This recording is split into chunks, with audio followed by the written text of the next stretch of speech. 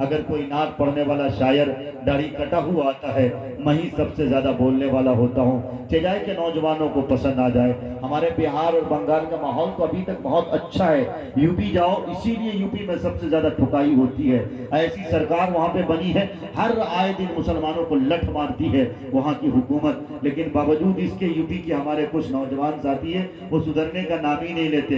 उनके पास सीधी सादी नातुन नबी पढ़ो, उन्हें हजम नहीं होती है वो नात, और जब गाने के अंदाज में पढ़ लो, दिल झूम गया दिल मूम गया, और पता नहीं किस किस तरह के अशार पढ़ते हैं और बाकायदा गाने के अंदाज में पढ़ते हैं। फिर नौजवानों को देख लीजिए किस तरह उल्लड़बाजी करते हुए, और ये बाकायदा हो हंगामा करते हुए, हो सुभान अल्लाह वो माशाअल्लाह। खुदा की कसम नौजवानों, अगर गाने के अंदाज में नात पढ़ी जाए और तुम सुनकर अगर सुभान अल्लाह माशाअल्लाह और इतरा कर और घमंड के साथ अगर तुम उछल कूद करते हो, तो यकीन जानो इतने मारे जाओगे, इतने कूटे जाओगे कि तुम्हारा भेजा बाहर निकल जाएगा। तुम क्या समझते हो, तुमने नबी की नात को तमाशा बना रखा है? तुमने क्या समझ रखा है कि गाने के अंदाज में जो कोई नात पढ़ता है कोई शायर, वो बहुत बड़ा शायर हुआ?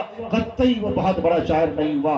तुम्हारी भी कुटाई होगी, उसकी भी मरम्मत होने वाली है। वो भी याद रखो, कत्ल सिर्फ ये नहीं है कि किसी ने उसको मार दिया, बल्कि कत्ल ये भी है कि उसके कत्ल में कितने लोग शामिल थे, किन लोगों ने कहा था जाओ फला को मार दो, जो होगा हम देख लेंगे। किसी ने उसको हथियार ला के दिया, ये लो AK-47 और जाके उसको कत्ल कर दो, या ये लो पिस्टल जाके उसको कत्ल कर दो। जिसने सामान फराहम कराया वो भी कातिल है, और जो उस कत्ल पे चुप्पी साधे हुआ है वो भी कातिल है, और जो उस कत्ल पे ताली बजा रहा है, अच्छा कर दिया कि समाज में से एक वायरस को निकाल दिया, ये भी कातिल है, और जो बाकायदा गोली चला रहा वो तो कातिल है ही।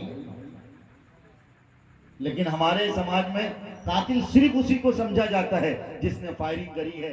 वो भी याद रखो।